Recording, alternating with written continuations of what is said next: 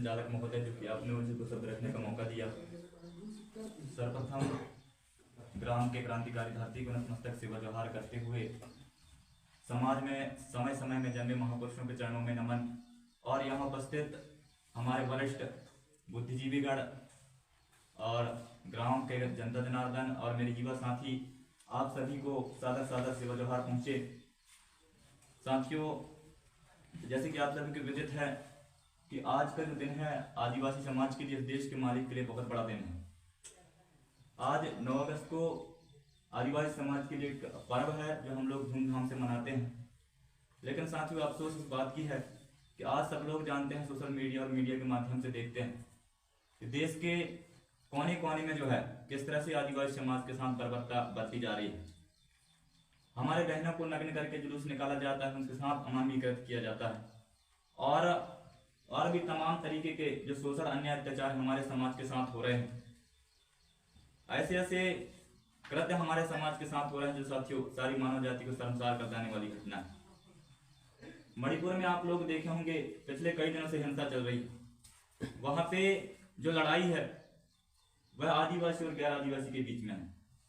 गैर आदिवासी जो है आदिवासी समाज का जो दर्जा है वो गैर आदिवासी सरकार से मांग कर रहे हैं। तो भाई हमारा हक हम क्यों देंगे? तो यही लड़ाई जो है तो वहां हो रही है। आदिवासी ने बगावत की, सरकार के खिलाफ आंदोलन किए, तब जाके सरकार ने वहां पे एक साजिश रची के हिंसा के तहत जो है आदिवासी को कैसे दबाया जाए, खत्म किया जाए। इस तरह से जो वहां की आदिवासी महिलाओं को मारा जाता है, पीटा जाता है, आदिवासी भाइयों को कई प्रकार के फोटो वीडियो आते हैं जो दिल दहला देते हैं। आप लोगों ने देखे होंगे, कहीं खुले सड़क में जो है तो हमारी बहनों को गोली मार दिया जाता है, तो नग्न करके घुमाया जाता है, उनके साथ गैंग रेप किया जाता है। ये बहुत निंदनीय है साथियों। और आप सभी लोग जानते हैं, ये इतिहास भी कहता है कि आदिवासी इस देश का मालिक है। इतिहास भी कहता है और इस देश की जो सर्वोच्च न्यायालय है, सुप्रीम कोर्ट भी कहता है कि आदिवासी इस देश का असली मालिक है, लेकिन कोई मानने को तैयार नहीं है। वही उच्चतम न्यायालय जो सुप्रीम कोर्ट कहता है कि श्री राम जो है इस धरती में जन्मा है, सब लोग मान लिए, लेकिन वही उच्चतम न्यायालय कहता है कि इस देश का असली मालिक आदिवासी है, लेकिन कोई मान नहीं रहा। सरकार भी नहीं मान रहा, हमारे लोग खुद नहीं मान रहे, खुद कहते हैं कि हम लोग आदिवासी नहीं हैं। लेकिन मैं ऐसे लोगों को बता दूं जो लोग ये कहते हैं कि हम आदिवासी नहीं, जिस दिन आप आदिवासी नहीं रहोगे उस दिन खत्म हो जाओगे, ये बात भी याद रखें। क्योंकि जब तक आदिवासी हो तब तक आपके पास जल जंगल जमीन के अधिकार हैं, और भी आपको जो कुछ भी आज अधिकार मिले हैं वो आदिवासी होने पे मिला है, ना कि आपको गौड़, ना कि आप पैगा और कई भी जनजाति होने पे नहीं मिला, आपको सिर्फ आदिवासी होने पे मिला। लेकिन आज साथियों अफसोस इस बात की है कि हम लोगों ने आज रात में मीटिंग किए, बहुत सारे लोग आए थे, रात में बहुत सारे लोग आए थे, लेकिन यहाँ पे आज चुनिंदा लोग ही दिखाई दे रहे हैं। तो कहीं ना कहीं बहुत दुख होता है, आज हमारे समाज के साथ इस प्रकार से अन्य अत्याचार होते हैं। हम लोग एक जगह बैठ के इसका निष्कर्ष नहीं निकाल पा रहे हैं कि हम लोग कैसे बचें, कैसे इस समस्याओं का समाधान निकालें। जब तक बैठेंगे नहीं तब तक हम लोग कुछ नहीं कर सकते। और हमारे प्रथम प्रवक्ता हमारे सम्मानीय वरिष्ठ बाबूजी ने आपको संस्कृति, रीति रिवाज, परंपरा के बारे में बताया। निश्चित ही साथियों, रीति रिवाज, परंपरा, संस्कृति और बोली भाषा जो है आदिवासी होने के लिए एक महत्वपूर्ण मुद्दा है। रीति रिवाज, परंपरा, संस्कृति है तब तक आप आदिवासी रहेंगे, अन्यथा आपको आदिवासी की जो कैटेगरी है, एसटी की जो कैटेगरी है उससे निकाल दिया जाएगा। और यही षड्यंत्र आज सरकार रच रही है, आप लोगों के क्षेत्रों में गैर आदिवासी संस्कृति, रीति रिवाज के लोगों को प्रवेश करके और आपकी संस्कृति को खत्म करने का काम कर रहा है। इस पे भी आप लोगों को ध्यान देना है। आज तमाम तरीके से जो आदिवासियों को खत्म करने का षड्यंत्र क्यों रचा जा रहा है, मैं ये भी बताऊंगा आपको। क्योंकि साथियों आप लोग इस देश के मालिक, आपके पास जल जंगल जमीन का अधिकार है, उसके नीचे जो खनिज है उस पे भी आप लोगों का अधिकार है। लेकिन आज आपको मिल रहा है क्या उसका फायदा? नहीं मिल रहा है।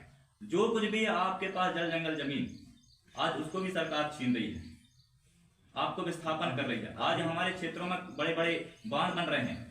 अभी वन अधिकार कानून पास किया है उससे हट रहे हैं। हाँ, उसको भी बता रहा हूँ अभी।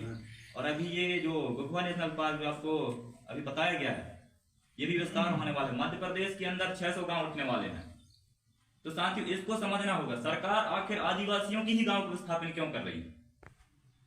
तो कहीं ना कहीं जो है आदिवासी इस देश का मालिक है, उसके पास हर एक चीज है, उन्हें अपने हाथ में लाने के लिए आदिवासी को खत्म कर रही है। सरकार के पास कुछ भी नहीं है।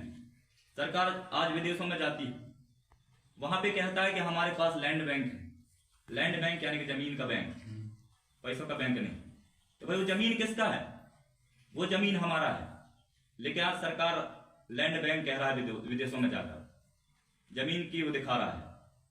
तो इसको भी समझना होगा साथियों, क्योंकि और ये जल जंगल जमीन ये ऐसे नहीं बचे हैं, इनके लिए हमारे पूर्वजों ने कुर्बानियां दी हैं, संघर्ष किए हैं, बलिदान दिए हैं, तब जाके जल जंगल जमीन बचे हैं। लेकिन आज सरकार किस तरह से इनको छीन कर बड़े बड़े पूंजीपतियों के हाथ में दे रहे हैं, उनको अमीर पे अमीर बनाया जा रहा है। और हमारी जमीन है, हम तो और गरीब होते जा रहे हैं, जंगल है, हम और गरीब होते जा रहे हैं। भाई उसका प्रॉफिट हमको मिलना चाहिए। ये कानून में लिखा है, अभी जो वन अधिकार मान्यता कानून 2006, उसमें स्पष्ट रूप से लिखा था कि भाई आपके जो सीमाना के अंदर जितने भी जल जंगल जमीन आते हैं उस पर आप लोगों का पूर्ण रूप से अधिकार है। जो सरकारी जमीन है उस पर भी आप लोगों का अधिकार है। क्योंकि अभी मैं सरकारी जमीन जब आता है तो आप लोगों को बता दूं, कहते हैं कि अरे वो सरकार का जमीन है, उसको छोड़ दो, अरे ये वो हो जाएगा। भाई वो सरकार का जमीन नहीं है। हमारे यहाँ एक व्यवस्था होती है, हमको बाप के बाप से जमीन मिलता है, ऐसे नहीं मिल जाता। तो भाई यहाँ सरकार के बाप कौन है?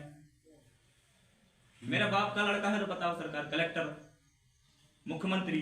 तो भाई हमारे यहाँ एक बाप के 5 लड़के होते हैं तो बराबर बांटा होता है।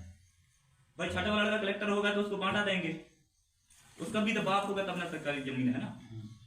सुप्रीम कोर्ट भी कहता है कि जो जमीन सरकारी है वो आदिवासियों की है, लेकिन कोई मानने को तैयार नहीं है आज। तो इन मुद्दों को भी आप लोगों को समझना होगा। जो जल जंगल जमीन है वो आप लोगों की है। आज फॉरेस्ट के माध्यम से आप लोगों की जमीनों को कब्जा किया जाता है।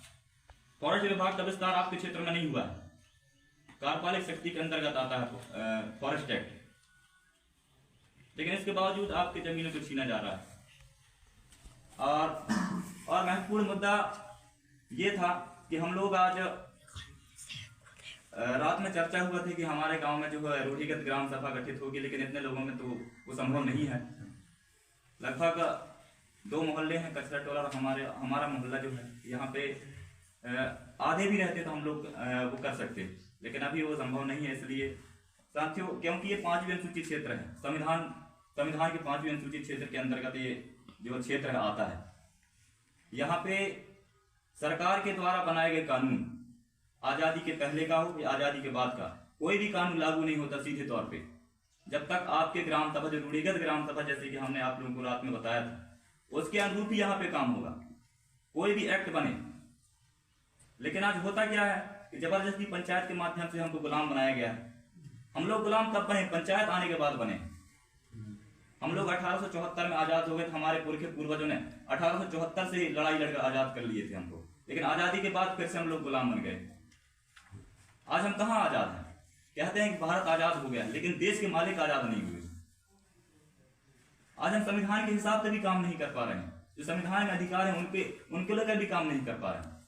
आज हमें आंदोलन करने का अधिकार है, सभी व्यक्ति का आजादी है 19 में। इसके बावजूद हम लोग जब आंदोलन करते हैं तो जो पुलिस को लोग डंडा मारते हैं, इससे भी हम लोग शांत नहीं, तो गोली मार देते हैं। भाई इससे बड़ी दुर्भाग्य और क्या है? जबकि ये लोकतांत्रिक देश है, हम तो इस देश के मालिक हैं। संविधान के अनुच्छेद 13(3) का में आपको विधि का बल प्राप्त है। आपकी जो ग्राम सभा है, रूढ़ी प्रथा, उसको विधि का बल है। आप अपने क्षेत्र में खुद संविधान कानून चला सकते हैं। ए भाई, गांव में व्यवस्था बना सकते हैं, कानून चला सकते हैं। तो समझना होगा आपको। जैसे कि मैंने ग्राम सभा की बात आप लोगों को बताई, तो उसमें आप लोगों को बहुत सारे अधिकार हैं। जो भी लड़ाई झंझट होते हैं वो गांव में निपटारा होते हैं, और तमाम तरीके जल जंगल जमीन के अधिकार है। सरकार जो है आपकी अनुमति के बगैर आपकी जमीन नहीं छीन सकती। लेकिन आज बिना ग्राम सभा से अनुमति लिए कहीं बांध प्रस्तावित कर देते हैं, तो कहीं नेशनल पार्क प्रस्तावित कर देते हैं। आज हमारी वैल्यू जानवर से भी बदतर हो गई है। हम तो वहां से भगा के वहां पे जानवर पालेंगे। अरे इस देश के मालिक हैं यार हम लोग। हमारे पूर्वजों ने इस देश की आजादी में कुर्बानी दी है, इस धरती को अपने खून से सींचा है। इसके बावजूद अब हमारे साथ क्या हो रहा है? कौन सी व्यवस्था बना के रखे हैं आज देश के अंदर? और अभी आप लोग आईपीसी जो इंडियन पिनल कोड होता है जिसके तहत पुलिस वाले धारा लगाते हैं, ये भी असंवैधानिक रूप से लगा रहे हैं हमारे क्षेत्रों में। क्योंकि इंडियन पिनल कोड के सेक्शन 5 में स्पष्ट लिखा है, आप वहां पे रखें, आप देख सकते हैं, स्पष्ट रूप से लिखा है कि भाई जो इंडियन पिनल कोड है विद्यमान विधि का परिवर्तन नहीं करेगी। विद्यमान विधि यानी आपकी स्थानीय विधि, जो लोकल लॉ है, आपकी रूढ़ी प्रथा, किसी भी प्रकार से। इसके बावजूद आज पुलिस वाले हमारे गांव में धड़ल्ले से आते हैं, हमारे भाई को डरा के चले जाते हैं। ये बहुत गलत होता है। तो हमको इन सारी चीजों को समझना होगा। ये कब होगा? जब लोग हम अपने पुरखों के व्यवस्था पे नहीं चलेंगे। आज हम लोग हमारे पुरखे पूर्वजों के जो बताए रास्ते पे नहीं चलते, कुछ आंडू सांडू नेताओं के चक्कर में रहते हैं, कहते हैं कि हमको सरकार बना दो, हम ये करेंगे वो करेंगे। यही कारण है कि आज हमारे समाज में जो है मराई कुटाई पिटाई सब कुछ चल रही है। हम अपने पुरखों की व्यवस्था पे चलते ही नहीं। भाई जब तक हम लोग ये नहीं जानेंगे कि हमारे पुरखा पूर्वज इस देश में कौन सी व्यवस्था स्थापित करना चाहते थे, हम इतिहास जानना भी जरूरी है। क्योंकि बाबा साहब अम्बेडकर कहते थे कि जो कौम जो अपना इतिहास नहीं जानता वो कभी इतिहास का निर्माण कर भी नहीं सकता। इसलिए हमको इतिहास जानना पड़ेगा।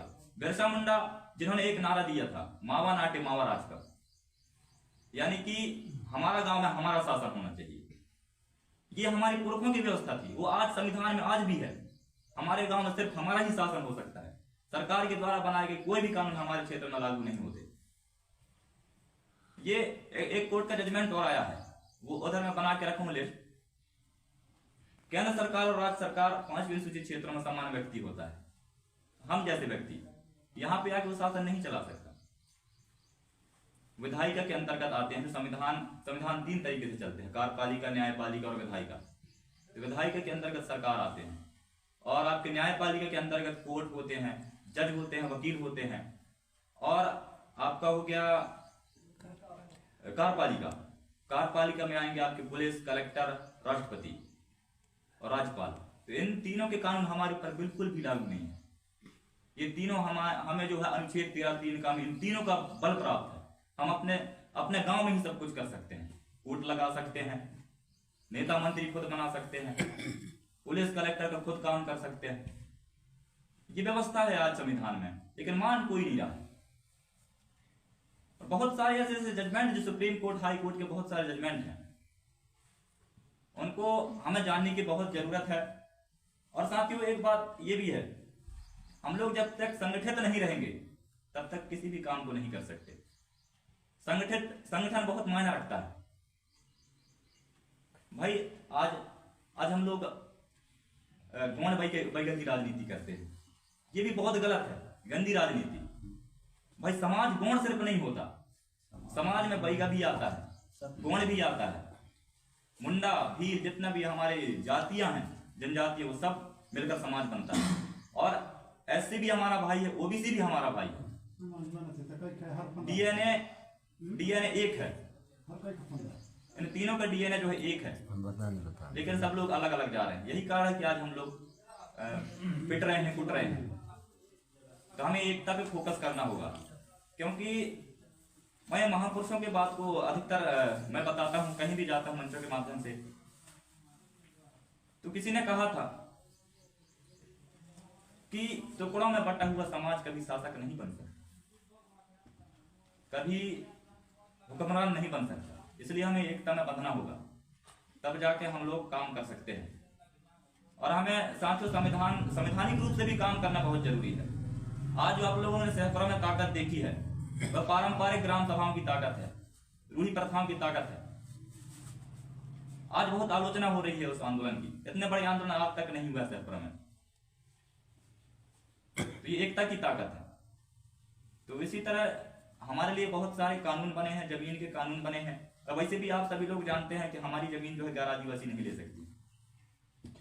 ये आपके भू राजस्व संहिता में लिखा है कि आदिवासी की जमीन जो है गैर आदिवासी को स्थानांतरण नहीं होता। तो सरकार भी गैर आदिवासी में आती है, इसके बाद हमारी जमीन ले रही है। सरकारी जमीन छोड़िए, आपकी निजी जमीन भी छीना जा रहा है। और इस बात को भी आपको समझना होगा साथियों, क्योंकि हमारा जो जीवन यापन है वो जल जंगल जमीन से होता है। जल जंगल जमीन नहीं रहेगा कहाँ जाएंगे? हमारे पास क्या है? कुछ भी नहीं है। उनको भी आज छीना जा रहा है। हम लोग कैसे हमारी जो आने वाली पीढ़ी को क्या बताएंगे? हम लोग ये व्यवस्था आज सरकार बना के रखी है हमारे खिलाफ। तो उन लोगों को भी आप लोगों को समझना होगा, जो हमारे समाज में बैठ के कहते हैं कि कोई पार्टी को समर्थन दे रहा है, कोई पार्टी का समर्थन दे रहा है। आज संगठनवाद, पार्टीवाद भी हमारे लिए सबसे बड़ा नुकसान है, सबसे बड़ा। हम संगठन में बट रहे हैं, पार्टियों में बट रहे हैं। कोई कहता है कि मैं इसका अध्यक्ष हूं, कोई कहता है मैं इसका सचिव हूं।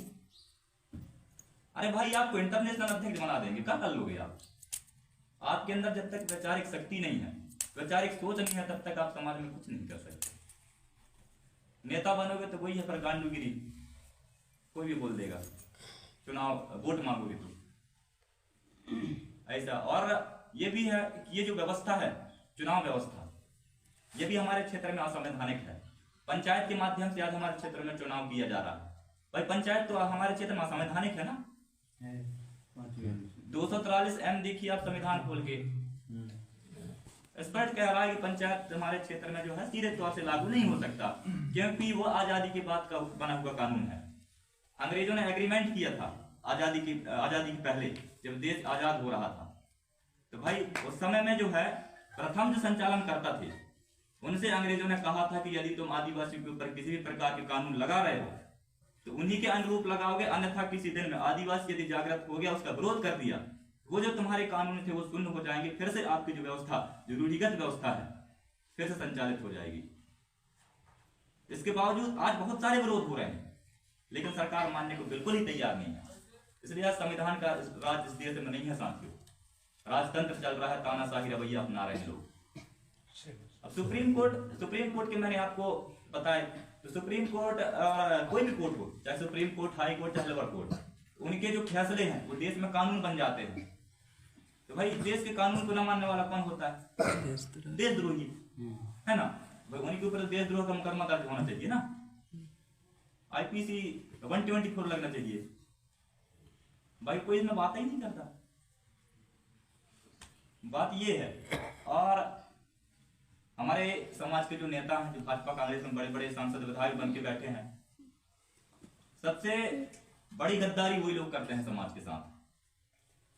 सबसे बड़ी गद्दारी उन्हीं लोगों के कारण आज हमारे क्षेत्र में बांध बन रहे हैं, नेशनल पार्क बन रहे हैं।